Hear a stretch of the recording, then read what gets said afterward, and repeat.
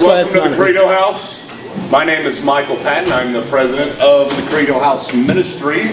This is the Credo House Cafe, Edmond, Oklahoma. This is we're so excited because 4 times a year we have Coffee with Scholars. It's an all-day event that started today earlier with our lunch, members lunch, exclusive members only lunch where we give secret information. And then after that we had a book signing hangout with JP Moreland, and then we did a live Theology Unplugged podcast, which is part of our ministry. And then tonight is our main event. And we are so excited to have Dr. JP Moreland here to give us a talk about the soul. Real briefly, Tim, do we have any administrative stuff that I need to tell? Great to have everybody here. Tim, our executive director. Luke, love to have you here. If you happen to have a seat that's free, that's next to you, feel free to raise your hand. It looks like there's some over here, so if you're looking for a place to sit, there's one up here. We know we're going to be packed out, but we're so excited because we geek out on talking about God, on theology, all that stuff, and so it's excited to have all of you here for the same subject. And Theology. Then also philosophies. Yeah. Also, we are recording this so that people who couldn't get here tonight, we're recording it. So if you would make sure that your phones are on vibrate too, that would help as well. Just real briefly, we are recording this, yes, but I don't think anybody can access it if you're not a member, right, Tim? If you're not a member, you can't get the recording. Yes, that's correct. So do I need to sell the membership real quick? You could. Okay. Real briefly, if you're not a member, there are so many perks. I can't go through them all right now, but being a member of the Credo House, first and foremost, let me just say this. It supports what we're doing. It supports trying to deepen people's belief in a very unique way. As you've probably seen, if this is your first time here, this is a unique ministry, a unique place. And our goal is to have, anytime somebody enters into this place, believing more accurately and more deeply in Jesus Christ than they did when they came in. So, membership involves coffee. We got the best coffee in the world. Okay, I promise. We don't kid around with coffee. It's not just kind of this, hey, let's do coffee as well. It is serious business, all right? Those of you who are drinking it know. If you become a member, $25 a month, you get 10 free coffees per month. That's lattes. That covers it all. But on and on we can go with membership benefits. Access to this, access to the last one with Dan Wallace, the last one before that with Michael Kona, and all of them. So you get access to a special page, access to our Tuesday night studies. If you've never been here on Tuesday night, get here on Tuesday night, just an open theology study. You also get a couple books up front, a $200 worth of theology programs, which is a curriculum, two books, one written by Tim, one written by me. Tim's is worthless, but mine is really very good. Every time we have a scholar in, you get a special exclusive lunch. Again, I'll pass some of these around so you can see the benefits of becoming a member. We would love to have you a member, but we don't want to press that, especially if it's your first time here. We just want you to come in here, hang out, have coffee. It's open. How many hours? 85 hours a week. 85 hours a week. Use it. Use the internet. Have your meetings here. Whatever. Dr. JP Moreland, he is a hero of mine. He wrote a book I read in 99, 98, Love Your God with All Your Mind, and it changed my life. Because I, for the first time, said, you know what? I'm supposed to honor God with my mind. I am supposed to approach Him in such a way that I am thinking. I don't close my eyes and close my ears and take a blind step into the dark, but as JP Moreland says, we take a step into the light with our eyes open and our ears open, using our minds. Changed my life. We have these books up there, by the way, if you want to have them signed, a bunch of them. But we also have this book called Smart Faith. It's the same thing, but it's just for teens. Love the Lord with all your mind. Smart Faith, loving God with all your mind.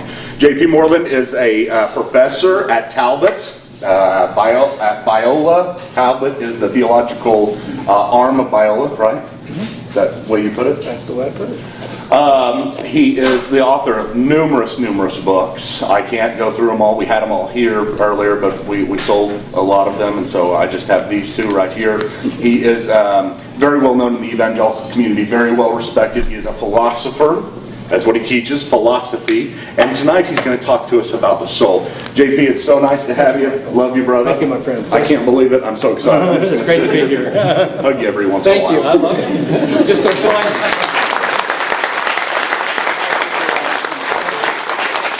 I'm passing these around, and if you want to sign up, this card here, I'm going to pass these around. Please don't take these because these cost us like $2 a piece, unless you become a member. If you become a member, then take it. And one of these days, once we have lots of members, we'll just give them away. But anyway, go ahead. Sorry.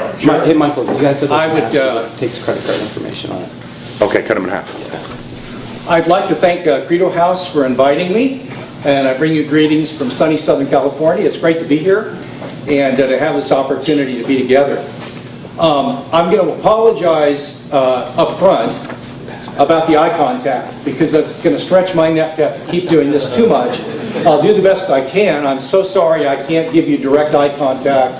I'll probably be limited in that, but know that I would be engaging you in a more personal way if I could. Sorry about that. I'm going to lecture a little bit on a topic that you've probably not heard anything about by way of a public lecture, and that's the nature of consciousness and the soul. And then we're going to have a little time for discussion, Q&A, interaction. And you're free to raise any question you'd like. It doesn't have to be on the topic of tonight, and I'll do the best I can to be of help. And so that's kind of the format that we'll go on. I want to talk about what sort of a thing is consciousness, and is there a soul, and if so, is it different than the brain? Is consciousness a physical state of the brain, or is consciousness something immaterial? Now, why should we care about this? What difference does this make? Well, there are three reasons why this is an important topic. To begin with, the Bible teaches that animals and human beings have souls. This has been the teaching of the church for 2,000 years. All the church fathers, all the medieval thinkers, the reformers, up until the time of Descartes and Darwin, taught that animals have souls in addition to humans. The idea that animals don't have souls is actually an idea that came from Descartes and Charles Darwin. I'll tell you why Darwin said it in just a little bit.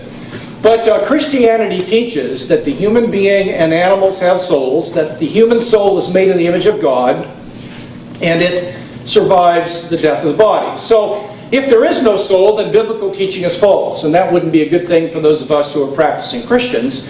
So Christians have a vested interest in wondering, is the biblical teaching that there's a soul intellectually defensible? Is that sort of thing plausible? There's a second reason why the existence of consciousness and the soul matters, and that is that it makes more plausible belief in life after death. Now, the soul could be real, and there could be no life after death. It could be that the soul, though real, ceases to exist when the body ceases to function. Now, that is a metaphysically consistent view. Nevertheless, if there is a soul, it makes more sense of the idea that you can survive the death of your body, because if I'm not my body, then at least that opens up the possibility for life after death, and then I should be open to further evidence that life after death is real. The third reason that the existence of consciousness and the soul are important is that if they're real, there is and never will be a scientific explanation for the origin of consciousness and the soul.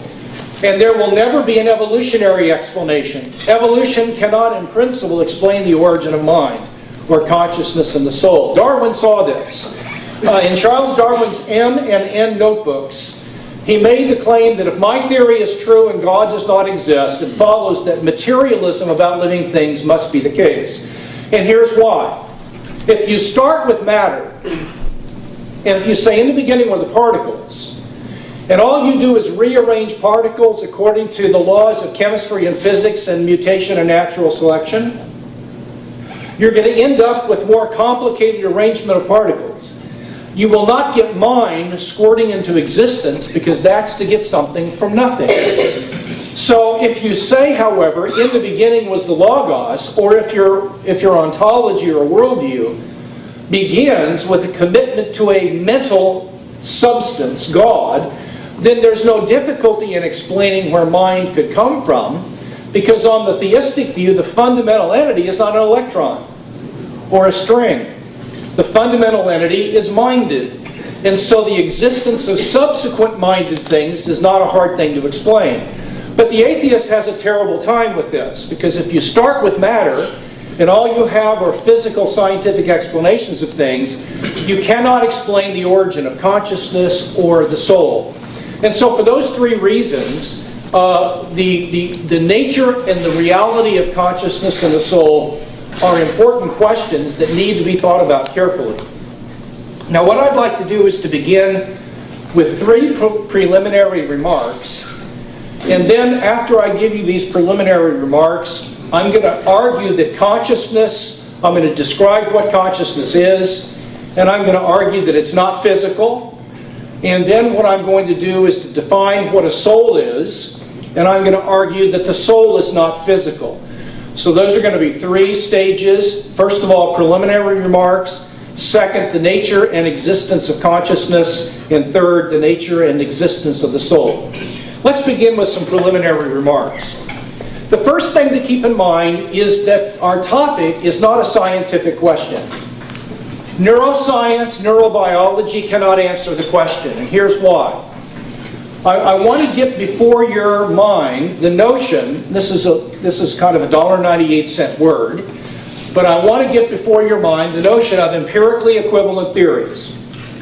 Two theories are empirically equivalent, just in case they're consistent with the same observations. So if two theories are empirically equivalent, there can be no observation in principle that counts in favor of one of those theories versus the other. Now, the claim that I am my brain and the claim that I am a soul that uses my brain are empirically equivalent claims. There is no scientific test, there is no empirical observation that can be used to decide which of those are true. So strict physicalism and what we'll call dualism are empirically equivalent theories. It follows that this debate cannot be settled by scientific argumentation. The debate is fundamentally a philosophical and indeed even a theological question. It is not within the purview of the hard sciences or indeed any science to address this question. Secondly, I want to draw a distinction between a thing and a state of a thing. And I'm not talking about Oklahoma and California. I'm talking about, for example, water let's say water is a thing. Philosophers would call water a substance, and it's capable of existing in three states: solid, liquid, and gas. Those different states are characterized by different properties or attributes. If liquid exists in the state of being a solid, it has the property of solidity. If it's a liquid, it has the property of being liquid, and if it's in the gaseous state, it has that property. So the same substance, water, can exist in three different states. This will be important because it will turn out, as I'll show you in just a little bit, there are at least 5 states of consciousness. And it will be important to keep them separate from one another. So the issue is not scientific.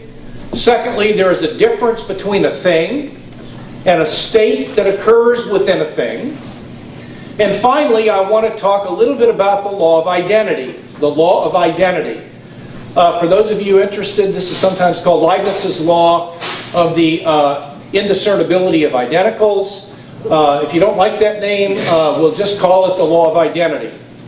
The law of identity says that if X is identical to Y, in other words, if X is the same thing as Y, if X is nothing but Y, if we don't have two things, X and Y, but we've only got one thing X, which is Y, then whatever's true of X is true of Y, and whatever's true of Y is true of X.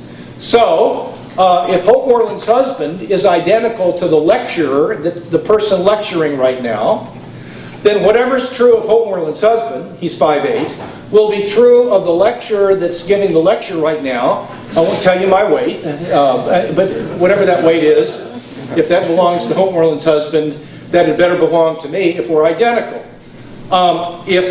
If my wife's favorite color is the color of the sky, then whatever is true of my wife's favorite color, it's darker than yellow, had better be true of the color of the sky, and vice versa. That presents to us a test for non-identity. And that is, if I can find one thing true of X that is not true of Y, or if I could find one thing possibly true of X that's not true of Y, then X can't be identical to Y. Let me illustrate that. Suppose that we're asking if JP Moreland is identical to Jim McCann, and I'm not. Those are two different people. But suppose you don't know that.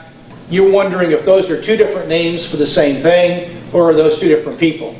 And what if it turns out that JP Moreland is 5'8", and Jim McCann's 5'8"? Then we would have that in common. But if one of them could be possibly 5'8", while the other one is possibly 5'9", that would be enough to show what?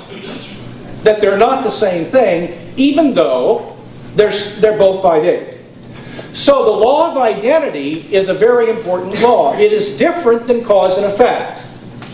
Because A causes B, it doesn't follow that A is identical to B. So just because fire causes smoke, or just because I can stimulate a region of the brain and it can bring back a memory of someone's grandmother cooking fried chicken, it doesn't follow that that brain event is the same thing as the memory. And it doesn't follow that fire is the same thing as smoke just because I can cause smoke by lighting a fire. And it doesn't follow that thoughts or memories are physical just because I can cause a thought or a memory to occur by stimulating a region in the brain. All that establishes is cause and effect. To establish identity, whatever is true of a thought has got to be true of that brain event, and conversely, if there's one thing true of a thought that's not true of the brain event, then even if they always go together or one causes the other, they're not the same thing. So by way of preliminary remarks, and you're thinking this is like taking a drink out of a fire hydrant, I think we'll make progress. First, this is not a scientific... You can ask me questions later about any of this if you'd like. And you can fuss at me and disagree, that's fine. But first of all, this is not a scientific question, it's philosophical. Secondly, there's a difference between a thing and the state the thing is in. And then finally, the law of identity is absolutely crucial, and it's different from the law of cause and effect. Now, by way of preliminary, I want to now talk about consciousness. What is consciousness? And is it physical, or is it immaterial, or non-physical? Now, how do you define consciousness? Really, there is only one way to adequately define consciousness, and that's to define it ostensively. Ostensively. Now, that was, I'm sure, very helpful. So that raises the question, what exactly is an ostensive definition? An ostensive definition is a definition of something by pointing to it. So I would say, by yellow, I mean this. Now, you have to use ostensive definitions, that is, a definition by pointing to an example, when you're trying to define something that's basic. So suppose I define A in terms of B, and B in terms of C. Eventually, I would have to stop by defining some things by saying, this is what I mean by G, or whatever it might be, and that is an ostensive definition. The states of consciousness are essentially definable by first-person ostensive definition.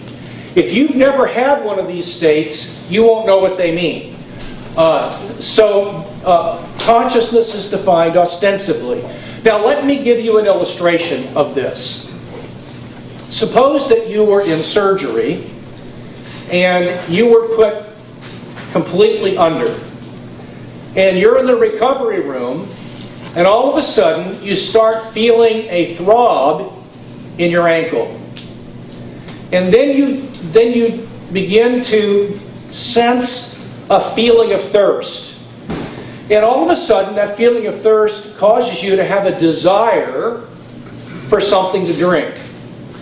Then you begin to wonder, where am I? And you form the thought, I don't know where I'm at, which is followed suddenly by the belief that you just had surgery and you must be in the operating room. Then you hear someone talking, and you exercise your free will and say, I would like a drink, please.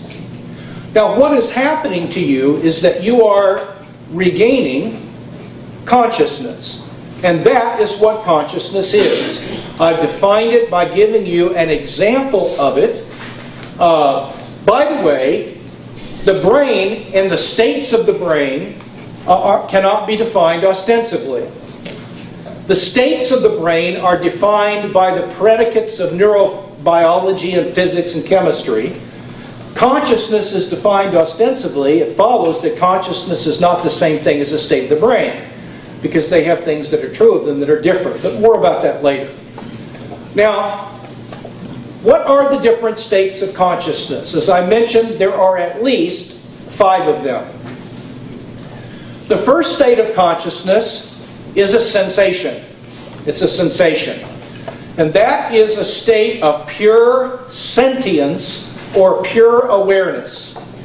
An example of a sensation would be a feeling of pain, the taste of a lemon, the sensation of the color red, the sensation of hearing a sound. These are all sensations. A subgroup of sensations are emotions. So a feeling of love or anger would be a type of conscious state called a sensation. Now, sensations are neither true nor false. It doesn't make any sense to say that feeling of pain you're having right there is true.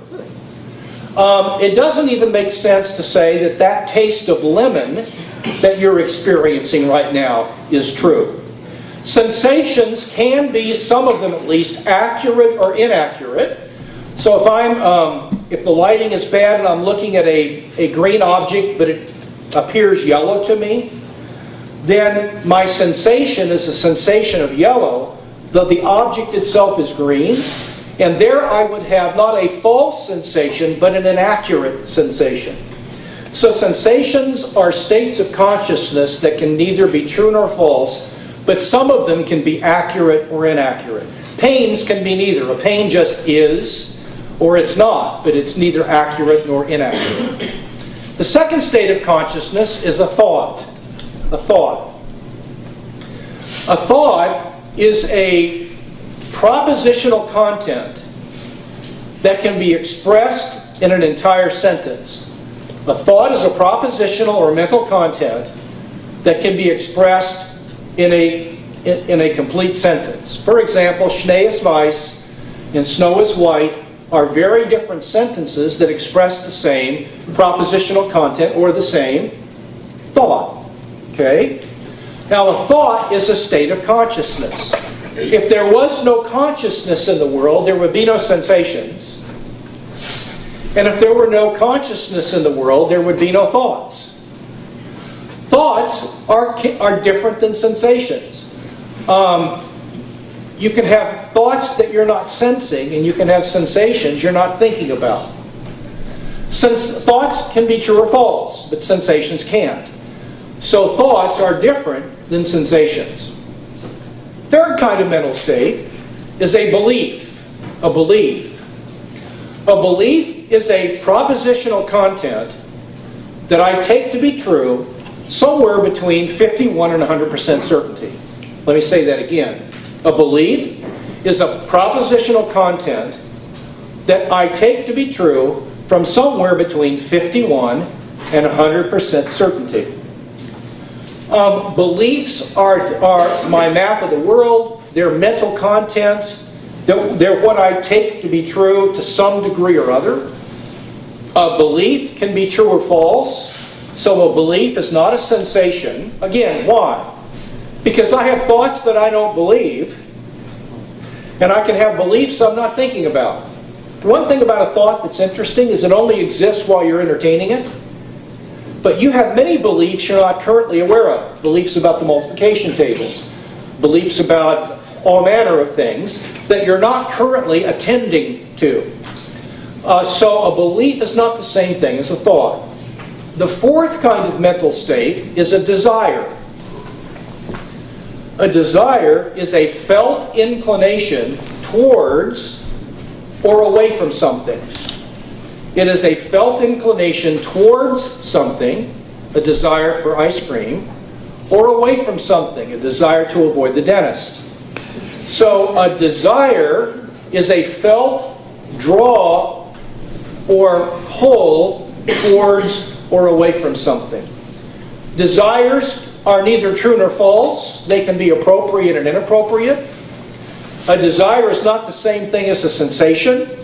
A sensation is just a state of awareness without there being any draw towards or away from something. But with a desire, you're drawn toward an object or away from it. Finally, there are what philosophers call volitions, or acts of free choice. Now, I'm going to give you a phrase for an act of free choice, and then I'll illustrate it. An act of volition, or an act of free choice, is an endeavoring to bring something about. It is an endeavoring or a trying to bring something about. It is an attempting to bring something about. Let me illustrate it. Suppose that a mad scientist snuck into my bedroom one night and anesthetized both of my arms so that neither one of my arms would move. I wake up in the morning, I'm unaware that my arms have been immobilized. It's dark, I get up early, let's say, and I want to turn on the bedroom light. So I walk over to the wall, my arms are motionless, I'm not aware of this, and while my body doesn't move, I exercise my will.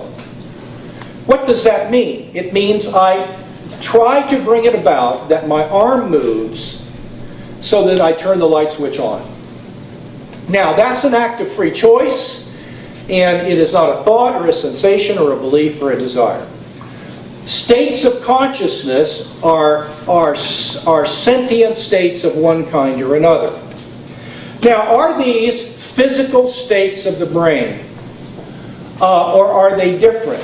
So, is a pain, when you get stuck with a pin, you have a C fiber firing occur in the brain. Is that C fiber firing the same thing as a state of pain? Are they identical to one another? Or do they stand in a cause and effect relationship? Does the C fiber firing cause the pain, but they're different? And in my view, the evidence is that states of consciousness are not physical states of the brain. Now, why is that? Because there are things true of conscious states that are not true of states of the brain, and conversely. Let me illustrate it. Suppose I'm having the thought that lunch was good today. That thought has no spatial location. It doesn't make any sense to say, where is that thought? Is it closer to my left ear or to my right ear? Again, it doesn't make any sense to say, how big was the thought? What was its size and shape? How much did it weigh? Philosophers may have heavy thoughts, but they don't wear neck braces. It doesn't make any sense to say that the thought has mass, it has a size, a shape, a location, and those sorts of things. But the brain state that's going on while I'm having the thought does have those features. The brain state that's going on while I'm having the thought can be measured by certain meters, and it can be located on a computer screen as being probably in the left hemisphere and being located in a certain place and having a certain spatial configuration. So there's something true of the brain state, namely it has geometrical and mass properties, that is not true of the thought, so the two can't be the same thing. Another example. Thoughts have the property of being true or false, but brain states don't. It doesn't make any sense to look at a brain state and say, you see that brain state right there? That's true. Brain states just exist. They're neither true nor false. But thoughts have the property of being true or false, so the thought is not the same thing as a state of the brain. Another example is something philosophers call intentionality. Intentionality. intentionality is the ofness or aboutness of a mental state. For example, my thought is a thought of or about World War II. My sensation is a sensation of the tree. My desire is a desire for or about ice cream. My belief is a belief about George Washington. Mental states, most of them at least, have ofness or aboutness, which turns out to be directedness towards an object. It is of or about an object. Brain states don't have intentionality. There's no ofness or aboutness of a brain state. You will search in vain in a chemistry or physics textbook or a neuroscience textbook that describes the neurons and the synapses and the axons and dendrites and all the other things that go on in the brain. There will be no description of ofness or aboutness, because brain states are not of or about anything. They simply exist. So there are things that are true of mental states that are not true of brain states, so they can't be the same thing. Now let me come at this difference in a little different way.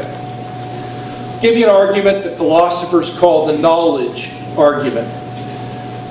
Suppose that we lived in 10,000 AD, this is a thought experiment, where scientists had finally discovered everything there was to know about matter.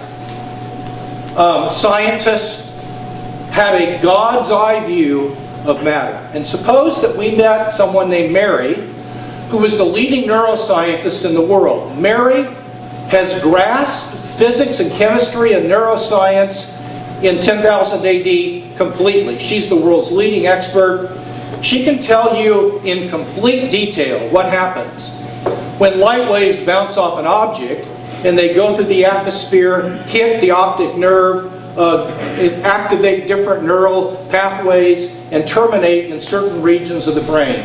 She has mastered the scientific theory of the brain and the physical universe completely. However, there's one thing about Mary I didn't tell you. She was born blind. Now suppose one day that she walked into her lab and miraculously, for the first time in her life, gained the ability to see. I submit to you that Mary would now gain access to a completely new realm of facts that she didn't have any knowledge of before, and those would be facts about what it is like to see red, what it is like to see yellow, and so on. And it is what it is like to have a sensation that is the essence of mental states, and is not a notion that is used in neuroscience or any physical science. Let me come at this just a little different way with an article written years ago by New York University philosopher Thomas Nagel. Nagel wrote an article called What It's Like to Be a Bat. And he wasn't talking about, I know you're thinking philosophers have way too much free time. You're probably right about that. What it's like to be a bat. Nagel said, suppose that we had a mechanical bat, and that we knew everything there was to know about that mechanical bat in terms of what it's made of, and we could predict with 100% accuracy what that bat would do if we released it in the atmosphere. We could predict its movements. Said Nagel, we would have complete knowledge of the mechanical bat. There'd be nothing left out. But he says, contrast that with a real bat. Suppose we knew everything there was to know about its nervous system, its circulation system, its skeletal system, its organs, and we could predict with 100% accuracy what the bat would do once we released it in a certain environment. Still, said Nagel, there would be a whole range of facts about that bat we would have absolutely no clue about, and those would be facts about what it is like to be a bat. What it is like to experience the world by way of echolocation. Is that a sixth sense? What is it to echolocate? We don't know. And we never will, because the subjective, sentient, conscious states of the bat are not available to studying when you're studying the bat's brain. To illustrate this one more way, When you have rapid eye movement, what's going on? Dreaming. We are dreaming. How do we know that? Well, we had to wake people up and ask them.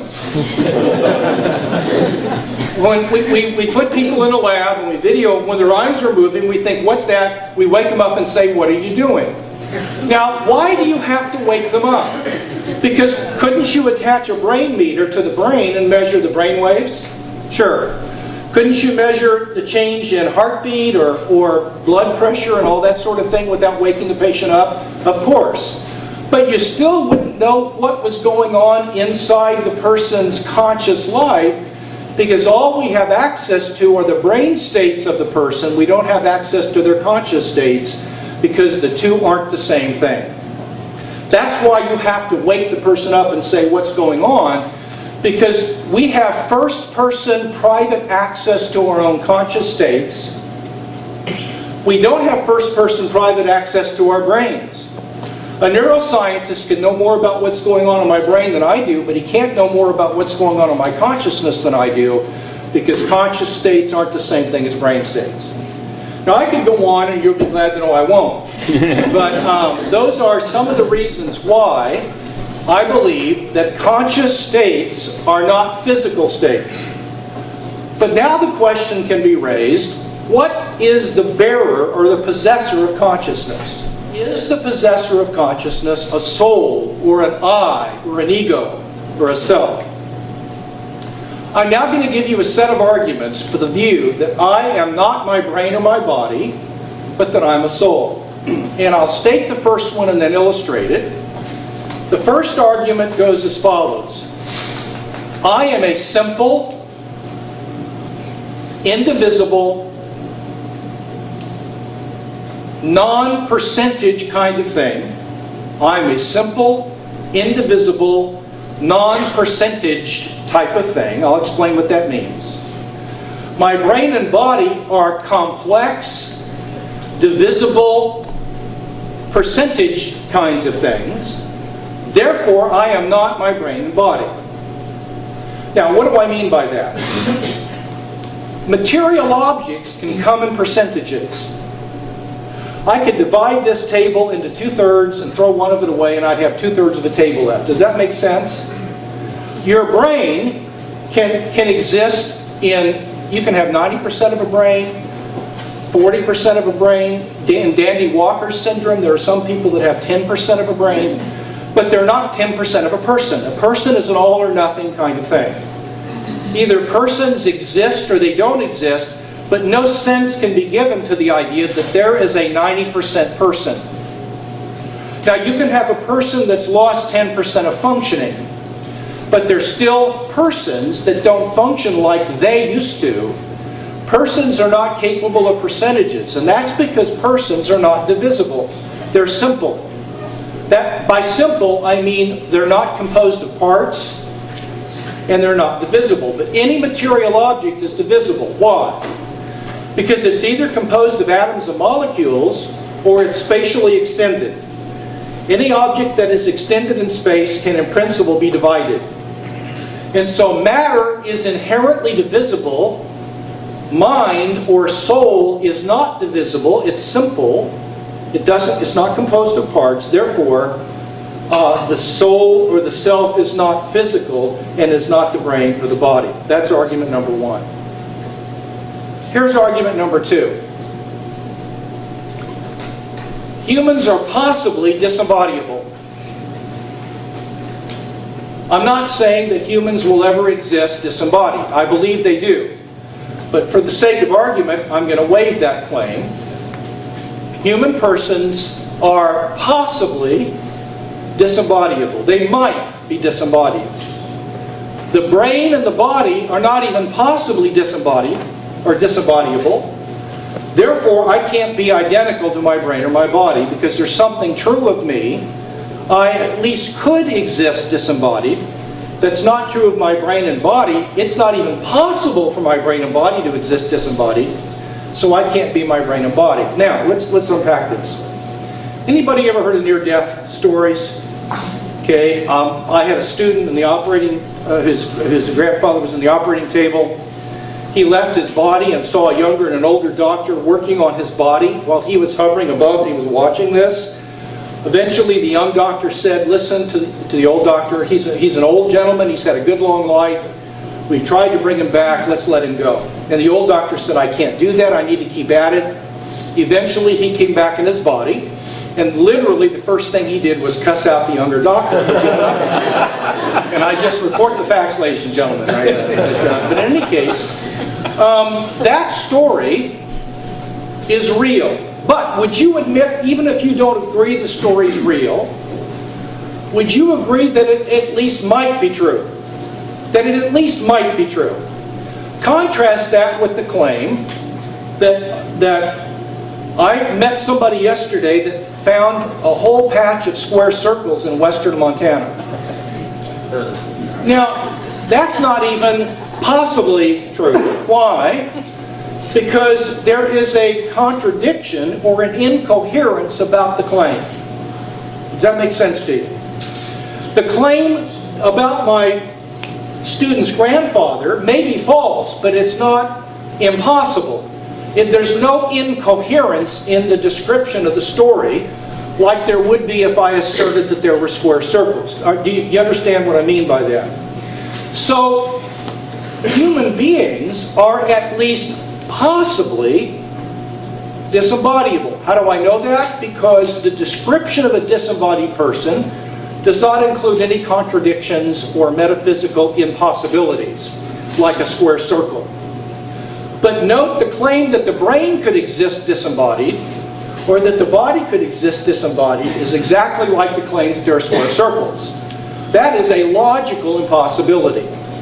Therefore, there's something true of me that's not true of my brain and body. And so they can't be the same thing. Here's the third example. This comes from a philosophical idea, third argument. I'll give you one more, then I'll summarize about animal and human souls, and then we'll open it up for questions. I'm going to use a technical term here, but I will describe what it means. This technical term is called Mariological essentialism. And basically that means that the parts of a thing are essential to the existence of that thing. According to Mariological essentialism, if something gains new parts and loses old parts, it's not literally the same thing. Now, Mariological essentialism seems to be true for material objects. Just as another illustration, if I started taking pieces of this table off and replacing them with frozen green Jell-O, it would not literally still be the same entire table because it would have undergone what? A change of parts. Yeah, I don't know what it would even mean to say that that frozen green Jell-O table is the same as the wooden table that was here an hour ago, or the table that's 90% wood but 10% frozen green Jell-O is the same as the original table. It seems like material objects cannot gain new parts and lose old ones, and strictly speaking be the same object. If that's true, and if I'm my brain and body, then I am not literally the same self from one moment to the next, because I'm undergoing part replacement hour by hour, day by day. But I submit to you that it's self-evident to us that we are the same self from one moment to the next. Think what would happen if I literally was not the same person from one moment to the next. Think of what that would mean. It would follow, for example, that no one should ever be punished for a past deed because it's not the person who did it. It's a look-alike.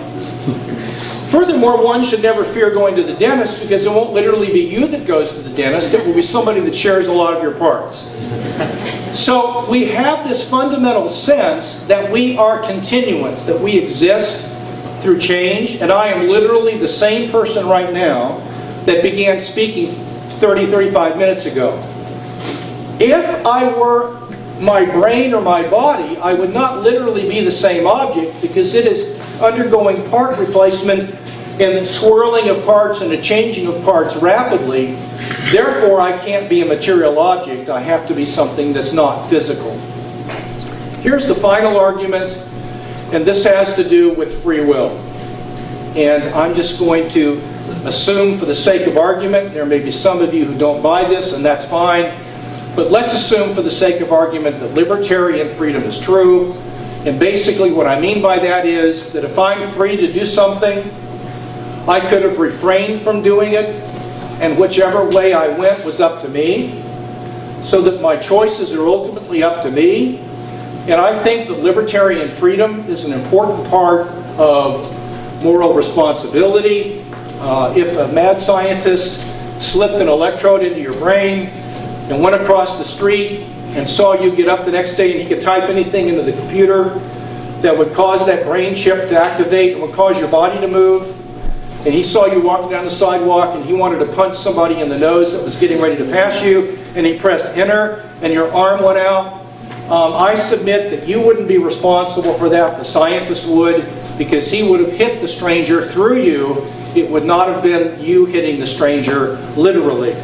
So it seems like libertarian free will is at least a plausible way to account for personal responsibility.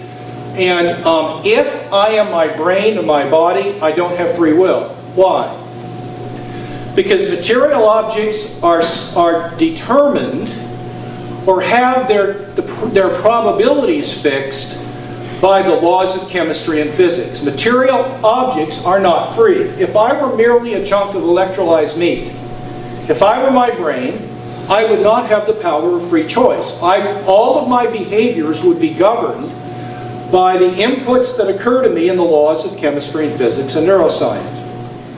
So, but I submit to you, I believe it's self-evident to us that we're free, and it follows if that's the case, then I'm not strictly a material object, but I'm something that's more than that. There's something more to me that's going on. Now, what I've tried to do, and I know this has been rather brief and quick, I'm trying to leave an opportunity for us to have a little bit of interaction, but basically I'm claiming that consciousness and the soul aren't physical.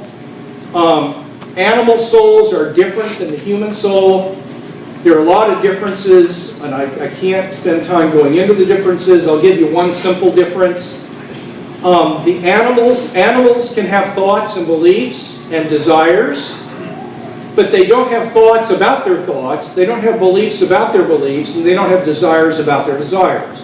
I've never seen a dog give any evidence that it's sitting around thinking, I wonder which of all my thoughts are true and which are false, and which thoughts I'd like to revise this coming year. Or which of my beliefs are beliefs that I'd probably be better off not having. Or having a desire for desires. Animals don't give evidence that they do the following. Gosh, I don't like some of my desires. I want to work on the, I desire to have a whole new set of desires this coming year. They don't make New Year's resolutions, in other words. The human soul is capable of thinking about its thinking, having beliefs about its beliefs, and having desires about its desires. So, I think there's other things I could share, but I think I'm going to leave it at that. What time is it? It's 8:30. Let's, thank you very much.